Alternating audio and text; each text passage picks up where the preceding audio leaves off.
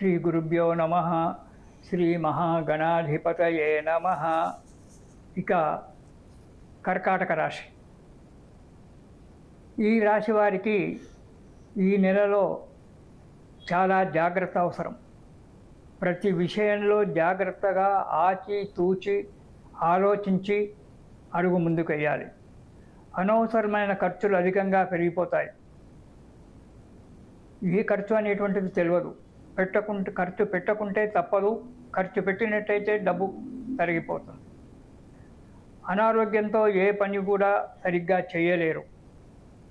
ప్రతి పని గురించి చాలా కష్టం, చిన్న పని గురించి కూడా చాలా కష్టపడాల్సి వస్తుంది. ఒక్కొక్కసారి ఓపికతో శాంతంతో పనులు నెరవేర్చుకోవడానికి ప్రయత్నం చేయాలి కర్కాటక రాశి వారు.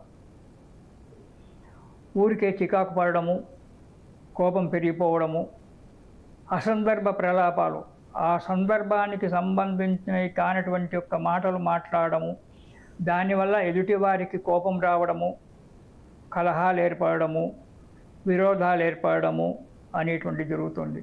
కాబట్టి వాగ్వాదాలకు వెళ్ళకండి కర్కాటక రాశి వారు. వాగ్వాదాలకు వెళ్ళినట్టయితే మంచి స్నేహితులు కూడా శత్రువు కావడానికి ఆస్కారం ఉంది. కాబట్టి ఎక్కడ కూడా వాగ్వాదాలతో వెళ్లకుండా చాలా మటుకు ఈ నెలలో 99% మౌనంగా ఉండడం చాలా మంచిది కర్కాటక రాశి వారు. శక్తికి మించిన పనులు పెట్టుకోకండి.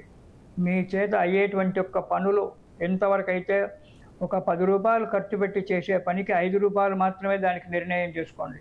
ఆ 5 రూపాయల పని అవుతుంది అనుకుంటేనే ముందుకు అడిగేయండి. లేకుంటే 10 రూపాయల పనికి 50 రూపాయలు ఖర్చు పెట్టి చేస్తాను అంటే దానివల్ల రుణ బాధ పెరిగిపోతుంది, కష్టాలు ఎక్కువైపోతాయి, ఆర్థిక పరిస్థితి చాలా మందగించి తర్వాత మళ్ళీ బాధపడవలసి వస్తుంది, ఇబ్బందులు పడవలసి వస్తుంది. ఇక మొదటి వారం గనక చూసుకున్నట్టయితే అధికారుల వల్ల, రాజకీయ నాయకుల వల్ల భయంగా ఉంటుంది. కొన్ని అనుకోకుండా కొన్ని తప్పులు చేయవలసి వస్తుంది.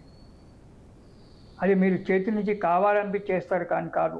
పక్కవారి యొక్క మాటలు వినడం వల్లనో, ఇతరత్ర వల్లనో, దుర్బుద్ధి వల్లనో, దుష్ట సహవాసం వల్లనో కొన్ని తప్పులు చేయడం జరుగుతుంది. దానివల్ల ఎప్పుడు భయంగా ఉంటారు. 10 మందిలో అపకీర్తి ఏర్పడుతుంది,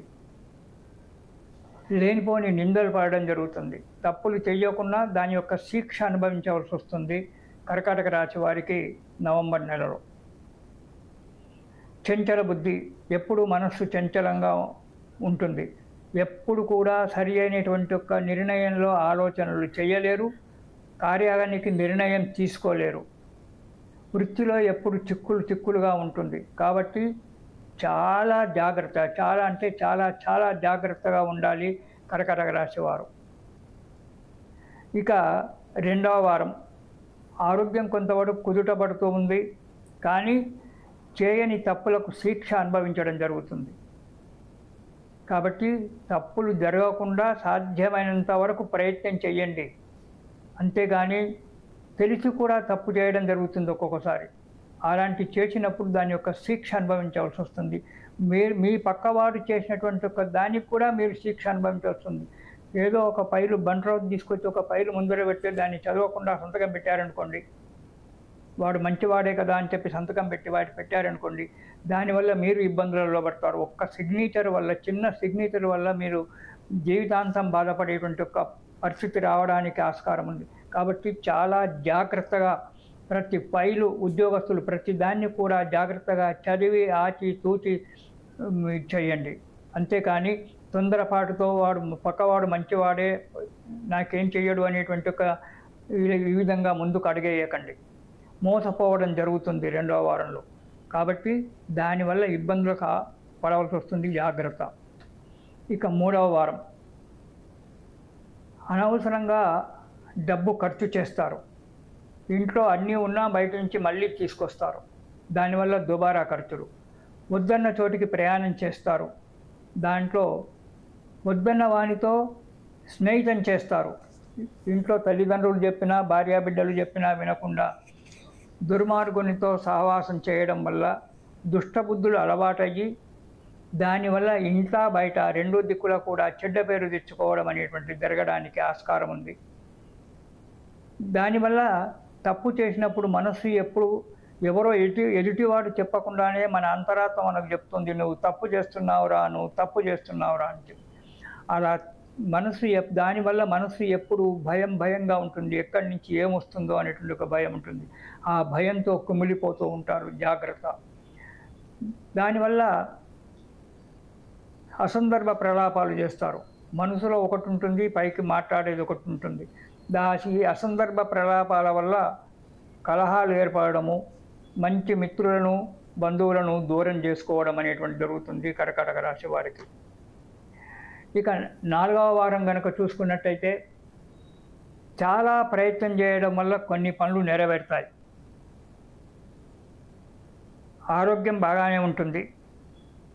చిన్న ఏదో ఆరోగ్యాలు వాతావరణం వలన దానివల్ల అనారోగ్యం రావచ్చు, అవి అందరికీ కూడా కామనే. కానీ క్రూర జంతువుల వల్ల భయం ఉంది. క్రూర జంతువులు అంటే మేము పట్టణంలోనే ఉంటున్నాం కదా, అడవిలో ఉండలేం కదా, క్రూర జంతువులు ఎక్కడి నుంచి వస్తాయి మా దగ్గరికి అని చెప్పి అనుకోకండి.